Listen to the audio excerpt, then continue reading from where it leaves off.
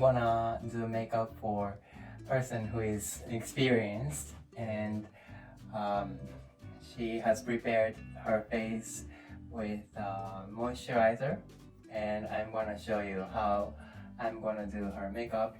One side is already done and the other side is her bare face, and I'm gonna show you how I achieved the other part. So first I'm gonna use brown pencil. It can be any brown pencil. I usually like Max Coffee if you're in the US or anywhere that's close to MAC Cosmetics. Well, mine is really tiny, but here it is. I'm gonna draw a thin line above her eyelid. I'm trying to fill in the gaps between the lashes. It doesn't have to be straight because I'm gonna smudge it with eyeshadow. Next, I'm gonna use MAC's Cork eyeshadow, which is this. Using this really thin brush, I'm gonna smudge the line.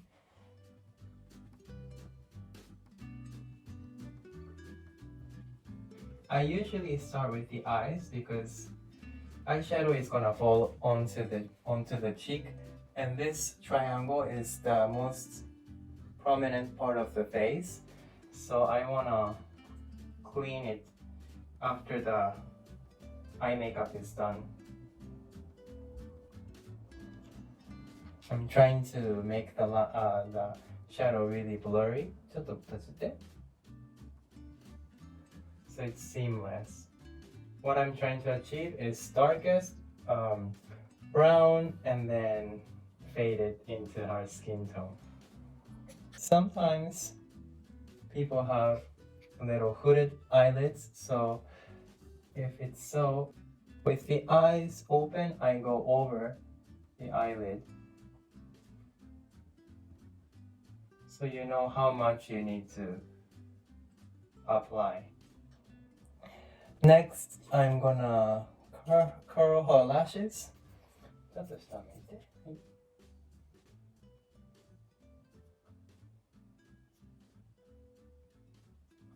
I'm using lash curler from Japonesque. So next, I'm gonna use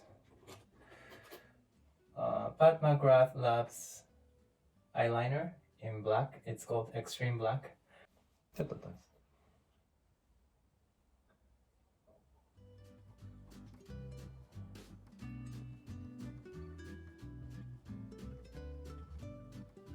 So I'm achieving blackest, brown, beige, and skin tone. ちょっとこっちに見せてあげて。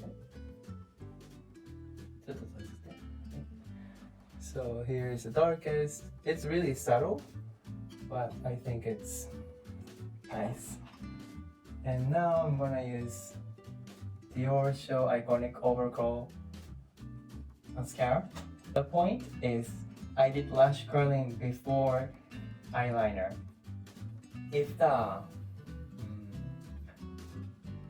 If you curl the lashes after you do eyeliner, sometimes the line gets kind of jagged.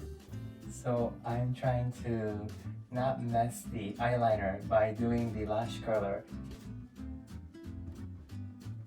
Okay. So that's the end of the eye makeup. And now I'm gonna use this brush and cork and brown eyeshadow mixed together and fill in the eyebrows. I think it's important to use a few colors so it creates some dimension. First, I'm gonna fill in where she doesn't have hair. If you put color on where she has the color, it's gonna be too dark. So I'm trying to start from where she doesn't have hair. And then what I'm thinking now is I'm trying to create crane's neck. This is the neck and here is the beak.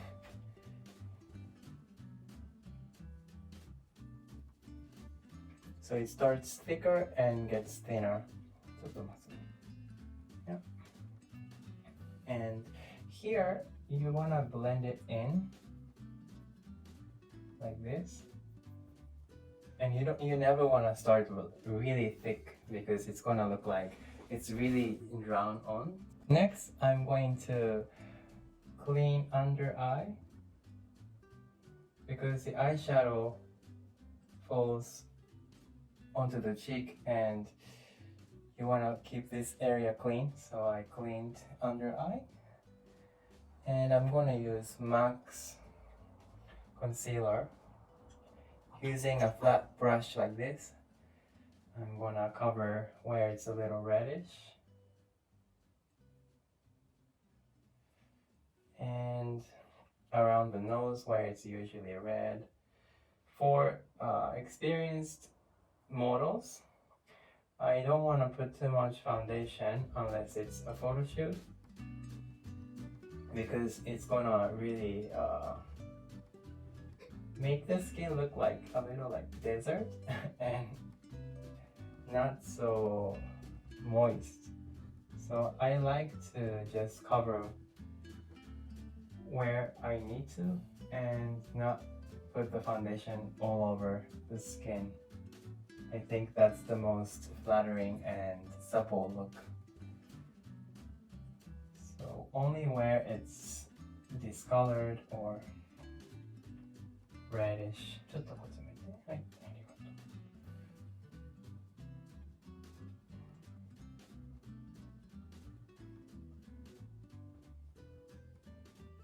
う。If your skin looks better after showering, then it means you might have put too much foundation. So I think using cream foundation that doesn't dry, like after a year, I'm sure this is gonna still be like malleable. But if it's liquid foundation, it's gonna dry. And also if it's a powder foundation, it's gonna be drying as well. So I like to use something that never dries up and it stays moist on the skin as well. So now I'm gonna set the makeup with powder. I like to use Ben Nye loose powder. Under the eye, I'm gonna use Ben Nye's Fair powder. I usually put it on my finger, and to set the under eye, I use finger and set like this, because if you use a brush, you can't really tell if the area is completely dry or not.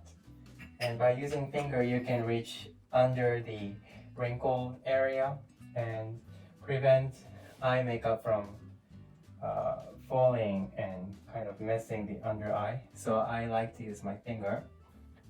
And then I don't really put too much powder on the face because that's drying as well and it can make the lines a little more visible. Now I'm gonna do blush. So I think of it as this hair. I don't know what to call it. Like sideburns coming into the mouth. So from here to here.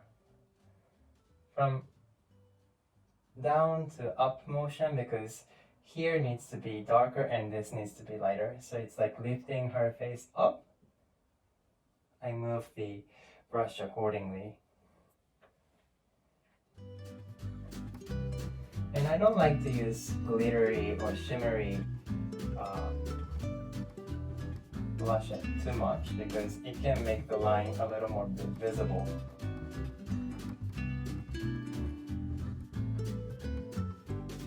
So I try to avoid putting blush on this triangle. So like this. And then I'm gonna do the lips. I'm gonna use Makeup Forever Aqua Lip in 2C and line the lips. Here I want to make it a little thicker.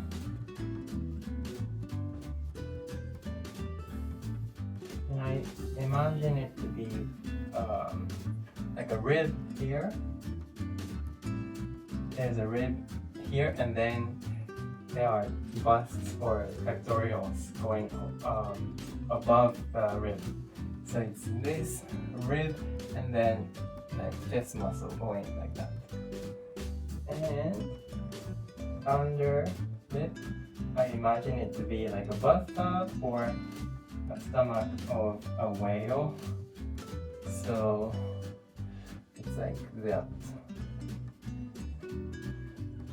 And don't forget to connect it up and down. And right now, because I just used the lip liner, it's a little dry. So using lipstick, I'm using Makeup Forever Rouge Artist Natural in N14. I'm gonna add some